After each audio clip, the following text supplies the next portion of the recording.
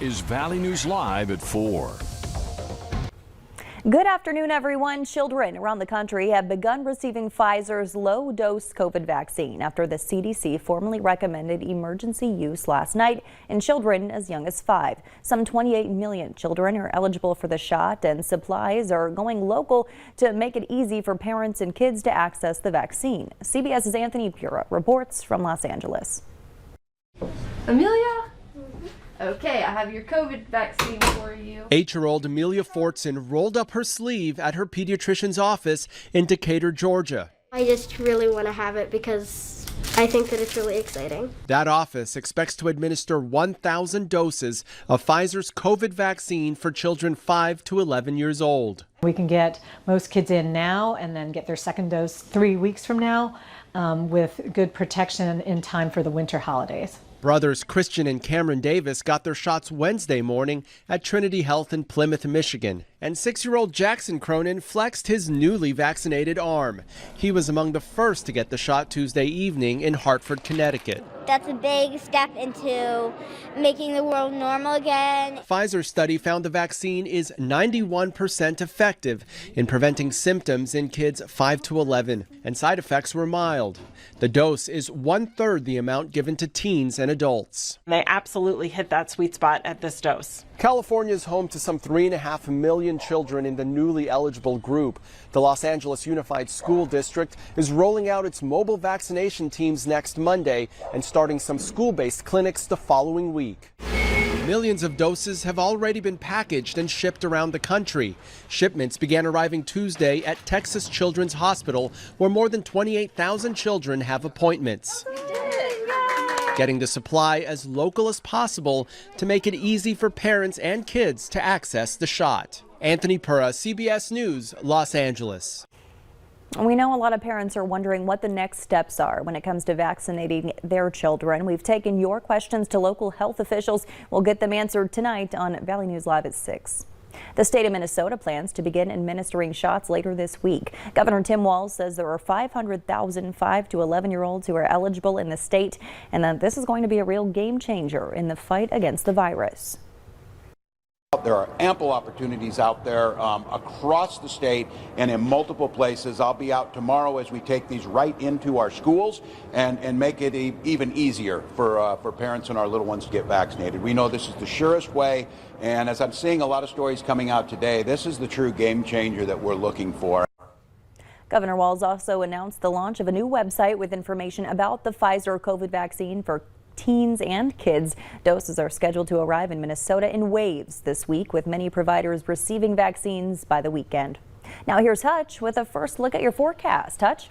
Stacy, a good Wednesday afternoon heading into the evening. It looks like a cool one, but boy, that sunshine feels good on my shoulders. I don't know about yours. We have crystal clear skies, and look at these temperatures. First thing in the morning, a lot of teens from Hallock and Grand Forks out to Langdon. It was only 21 this morning in Fargo. That was our frosty low temperature. It was frigid in Valley City at 18 degrees. Right now, look at the warmth. We do have 50s out in the central part of North Dakota for Bismarck and near 50 in the James River Valley. And we're closer to 40 degrees in central Minnesota, but you two are enjoying some late day sunshine. Speaking of sunshine, right now as we head into the late night hours and towards sunset, the longer we stay clear and with calm winds, it can be really cold. So even though we've warmed up nicely, it's going to cool rather quickly with the dry air mass that is in place. Most of the clouds shifting out over the Great Lakes.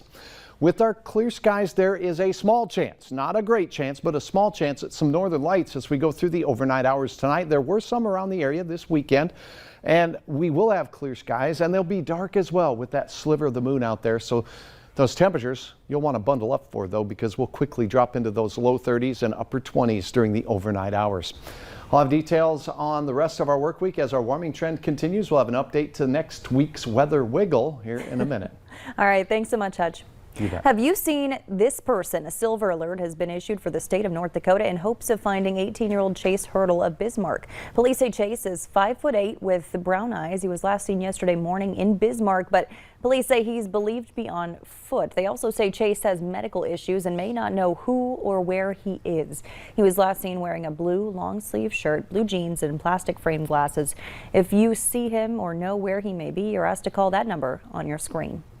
A West Fargo police officer who suffered a heart attack while on duty is now off a ventilator and breathing on his own. The West Fargo Police Department posted the update on their Facebook page today, saying Officer Tim Brown was able to talk with family and interact with medical staff. He remains in stable but critical condition at the Nebraska Medical Center. The West Fargo Police Association set up a GoFundMe page to help Officer Brown and his family. Donations may also be made at any Bell Bank. Co-workers, family, and friends of a West Fargo student who passed away are gathering to support his family during this time of grief.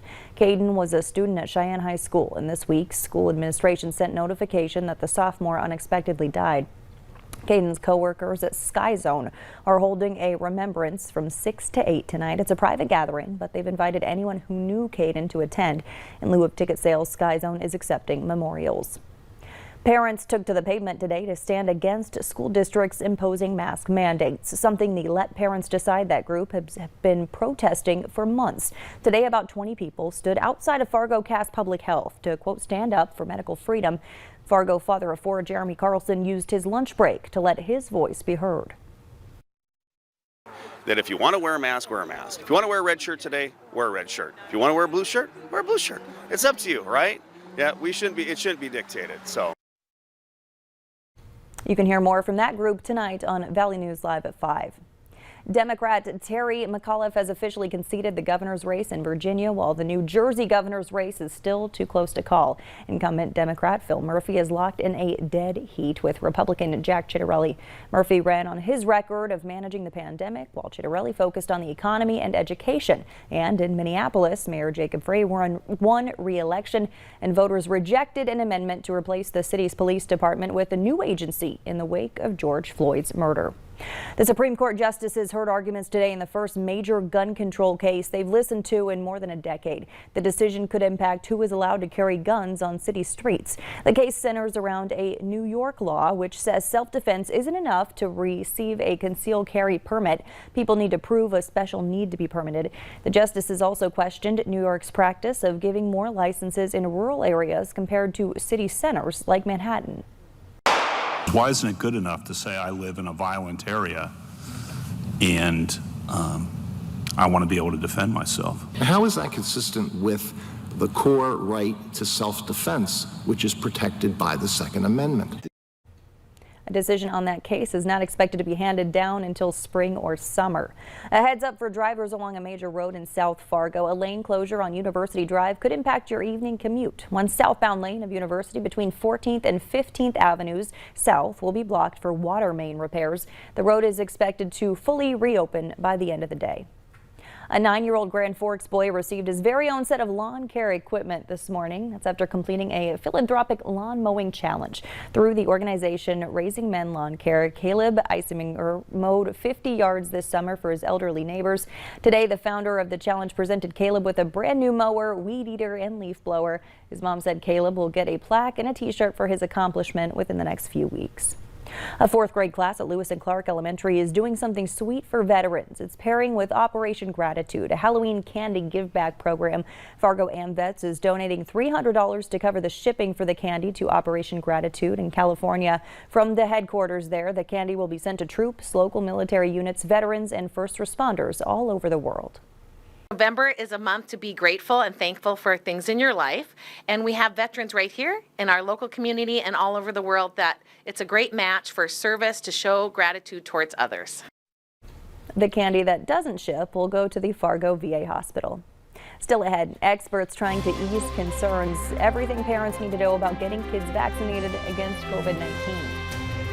And temperatures try to return to seasonal for many areas out west. That's indeed what we saw today after a very frigid and frosty morning. That warming trend does continue. We'll tell you about some 50s scheduled on Thursday, and we'll update you on next week's storm potential right after this.